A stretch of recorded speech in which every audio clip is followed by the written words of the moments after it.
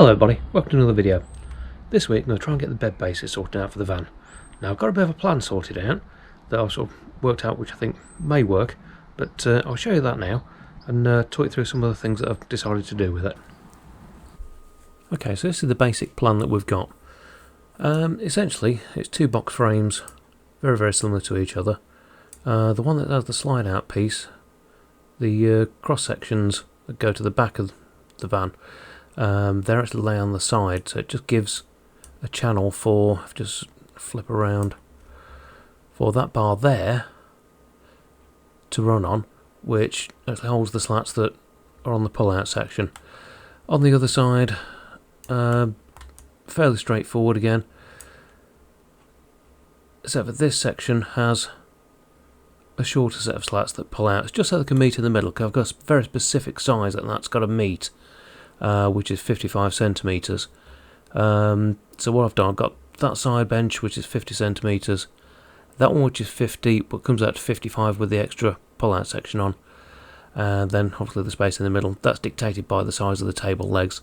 Originally we were going to do it so that the table in the centre actually dropped down in between and formed the bed there, but we spotted the table when we were at Magnum Motorhomes and just fell in love with it, so we just went with it.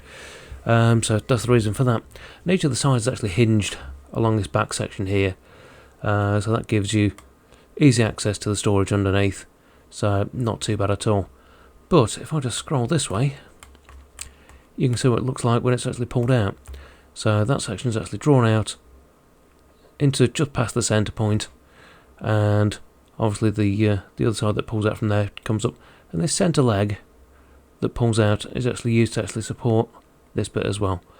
In theory it'll work really well, but we'll see what it's like when we build. Like I say, there's probably some changes that are going to be put in place as I'm building it, because obviously it's fine having it on the computer, but you'll know more when you've actually seen it in real life. But that's the plans for now anyway. So it's nothing too special, it's just a normal bit of sort of glue and screw.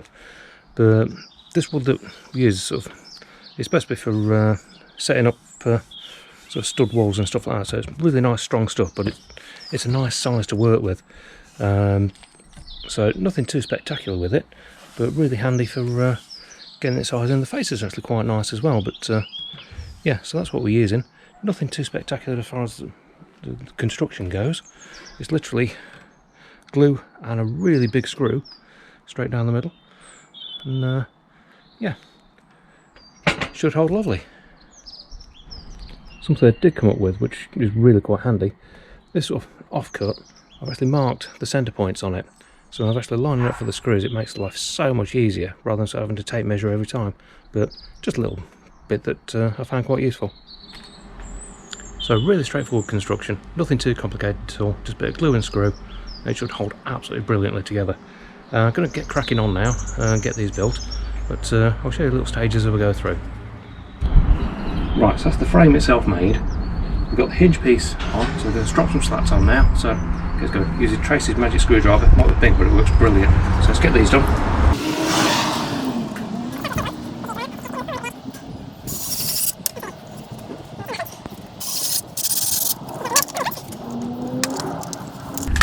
I've already pre-fixed these two outer ones because they actually share one of the hinge screws, so that's already preset. So I can line this one up.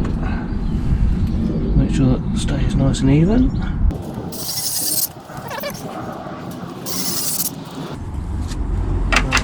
First, 3 slats on, which gives us access to the underside via the hinges. Spot on. So now I'm going to sort of space these out.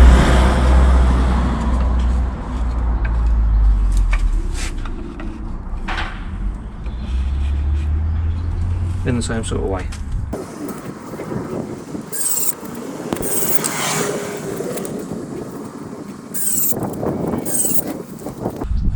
Now I'm not measuring this one, I'm doing it by eye, so I know those ends are straight. As long as it looks about right in the middle, it's going to be fine.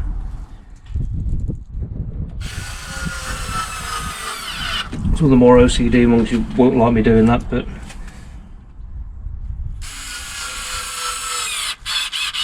normally do bar, it seems to give quite a reasonable result, so It's never failed me yet. And that is the first bed base, stroke bench, ready to go in the van and have its cushions on. Job done. And that is what it looks like actually in the van. Not bolted down yet, but that looks pretty good. So you've got inside there loads of storage, absolutely ideal for it. And like I say, once the cushion's on there, I'm going to get some face pieces put in here, decide on the colour scheme shortly, but that will look nice I think. But yeah, spot on to the next one. So we've got both benches built. The table just stowed there at the minute, just out of the way so I can show you this. But this side was slightly more challenging, but not too bad. A couple of little bits that didn't quite mate up to the plan, but I've kind of worked around them. But yeah, lifts up lovely, no problem at all, and also slides out a treat as well. So no hassle at all with that. On this side I've actually had to put an extender piece out there. I didn't know whether I would do or not, but yeah, I ended up having to do that. But it's not really a big problem, but it seems to work quite well. So I'll just put it out now for you so you can have a look. Just move that slightly. So this base pulls out all the way to there, and this one, little infill piece, just meets up on there, and that's your bed made. That's as quick as it is. Absolutely fantastic. The plan almost worked. It's close enough that it's come out well. So just waiting for the phone to turn up now, and yeah, that's done. Again, collapsing down, it's literally just grab this, push it back out of the way, push that in, and you're in back in couch mode. Cushion, cushion, cushion, cushion. Job done. So yeah, works really well. Really happy with it. Couple of little bits that I'll show you in a second. One of the big problems that I did have was finding straight timber. You see, most of the stuff I got, even though in the shop it looks straight, you've got either slight twists or stuff like that. And when you get a bit of a length on, it does cause a couple of issues. But yeah, it's not bad. It's not bad at all. Like I said, I'll show you a couple of the little details I've added from the plan, sort of the needed sort of as I was building. So we'll just show you that now. So on the main pull-out bed, I've added a little tiny spacer there, little tiny spacer there. It just helps stop this piece that sort of moves around from jumping when you're actually pulling it out. So you still get a little bit, but it's not quite as bad. So it does help sort of with the alignment a bit. Basically, it's a free floating piece, and without putting it on an actual runner, there's no way around it. So that's what I went for on there. And you just see at the back there, there's a little sort of piece of offcut slat that I've used. There's another one just underneath there, and another one back there. And all that does is when you push the base back in, it just helps it line up and go back in. So when you're actually lifting it, that piece at the back doesn't drop down, which it was doing before. So it just helps it out a little bit, gives it a little bit more structure. Bases themselves, absolutely solid as anything. Really impressed with them. And this timber that I used seems to have been absolutely brilliant. Like I said, just a couple of bits with some twisting that caused a couple of issues, but yeah, nothing too bad. And then if I show you the other side, like I said, this is the movable slat piece that just comes out to meet the other leg. I didn't bother putting an end on it because it just shares the leg that comes out from the other side, so I didn't really see much point. But that just sits in there and just pushes back in. I may put another one of these little handles on just to help pull it out, but we'll see how we go with that. Like I said, that's just handy. Lifts up and gives you access to the underside.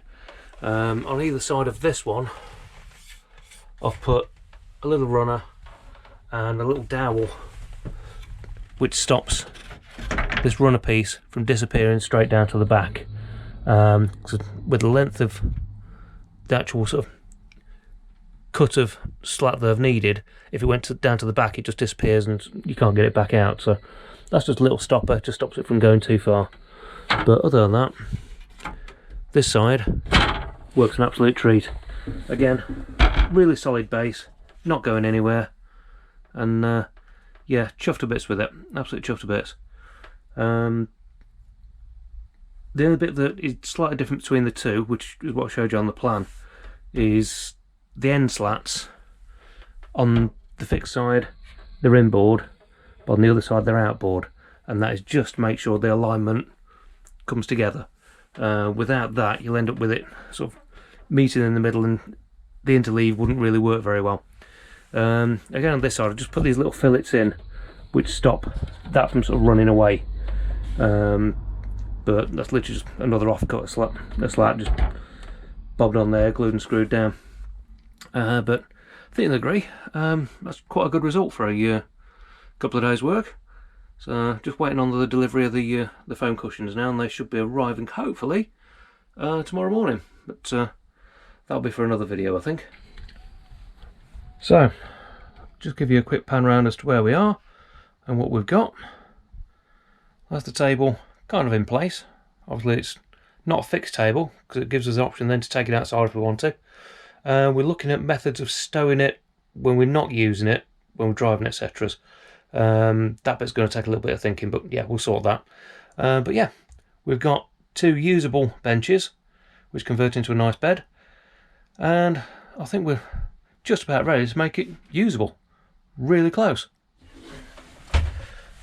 So what I said, I was actually doing a little feature on this tap. Was looking around for a tap system, and we've decided we're actually not going to bother with a sink unit. A couple of reasons, but we'd rather actually have universal worktop rather than losing an entire section to a sink. So what we've gone for is just a collapsible bowl, which when we want to use it as a sink, we've got it as a sink. Doesn't need anything spectacular. It's not like we're going to be doing like 4-course meals or anything like that. And when we're done with it, that just folds away, gets tucked away into one of the drawers or into one of the cupboards, so not a problem. But tap wise, it seems if you want anything for a camper van or a caravan, double the price, double it again, and then stick 100 quid on it. It's ridiculous what they seem to be charging. And purely by chance, because I've been looking at various different taps on Amazon, when I was placing an order for some other bits, this came up as a suggested item. I thought, well, let's have a look. It's actually designed to sit on top of a water cooler bottle. So that's the right side for the lid, and that basically just drops on top, and the idea is it just pumps it out of the bottle for you. I sort of thought, well, that might work.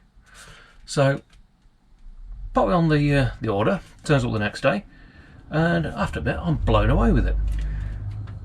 The general gist of it is, it's USB charged, it's rated at pumping 50 gallons per charge, which is a hell of a lot of water, has 2 switches on the top, one which is a power button which will run for, I think it's about a minute that runs constantly as you power it off, or a 600ml button. Now the 600ml button, that will pump approximately 600ml out and then cut off. It's probably about probably about 2 decent, sort of normal sized cups of coffee's worth. So if you wanted to use that for sort of filling a kettle, be able to run that and you're in straight away. Silicon pipe comes out the bottom, and that basically just goes into some water for you. But I'll just give you a quick demo now. I've got a little bottle of water here. I'll say little, not quite little. But basically, you put your pipe in the water, stick that up there so it doesn't make too much of a mess, and press your power button, and straight away off it pumps. Well, it does if you don't kink your pipe. Anyway, here we go. And pumps water up for you. The flow from it is just what you need. It's not too much. It's not blowing out everywhere, so it's like being a railway toilet when you go and wash hands, it just sprays all around the room. It's just enough, so it's absolutely ideal. One of the bits that we did find was when you're done, run it through. Because the pump's on the top, not at the bottom, it just clears the pipe for you. And that can be taken around anywhere you want. So it's kind of universal. And say if we're sort of having a bit of a picnic outside, we can take the table outside, take the tap and a bottle, and we're away. We can just run it no problem at all. Now what I've done for in here, I've actually printed a little adapter so that can just sit in the corner. And when your bowl sits under it, there's your tap and sink straight away.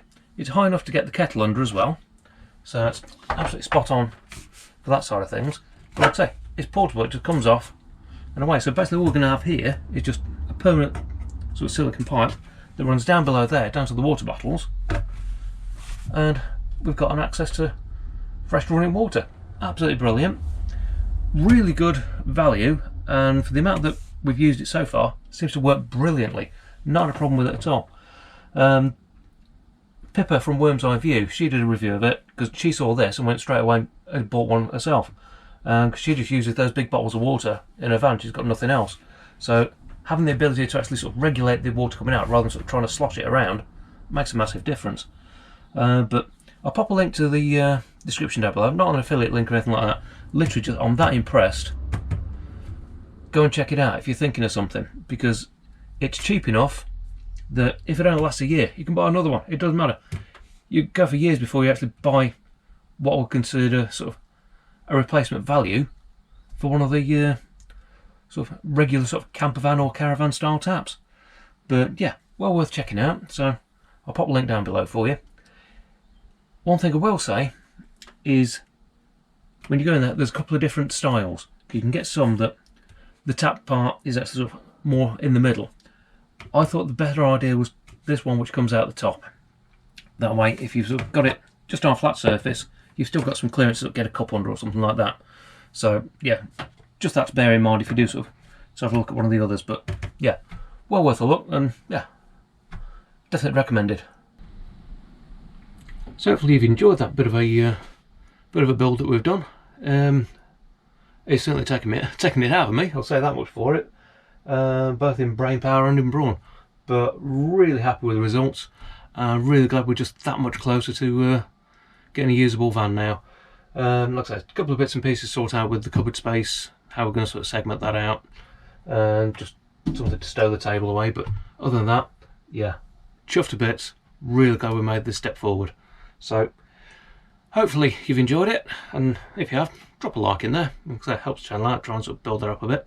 And if there's anything you want to know about any of the bits that I've done, drop a comment down below. I'll see if I can get back to you as soon as I can. But thanks for watching, and we'll see you again soon.